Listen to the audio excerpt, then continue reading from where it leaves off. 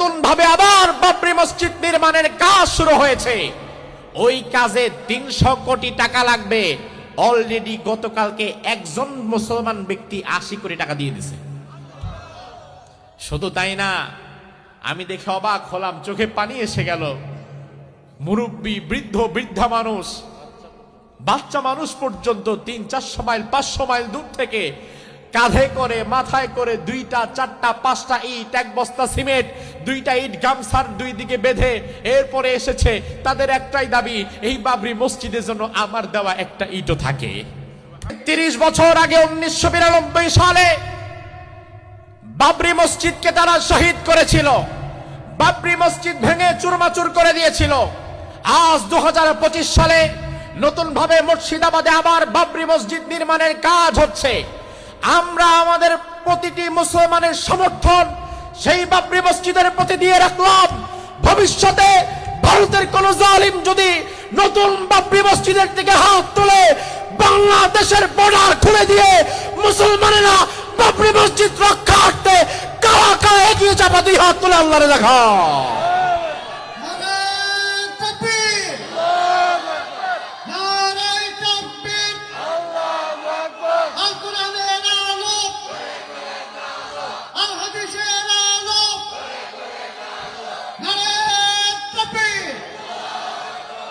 তার কারণ আমার ভাইয়েরা, মসজিদ কার?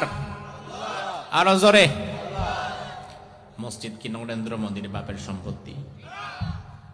বাবরি মসজিদ ভেঙেছিলে তোমরা 33 বছর আগে।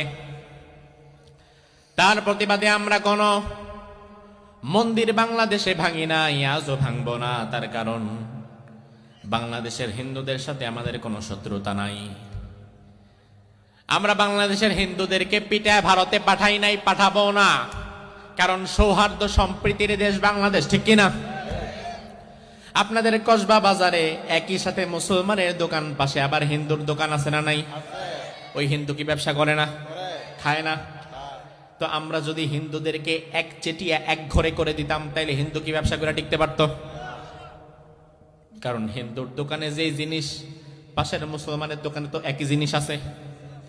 তারপরেও আমি হিন্দুর দোকানে কেন যাই? কারণ আমাদের মধ্যে কোনো জাতপাতের ব্যবধান আমরা করি না। সামাজিক সম্প্রীতি সৌহার্দ্যের অন্যতম নজির বাংলাদেশ।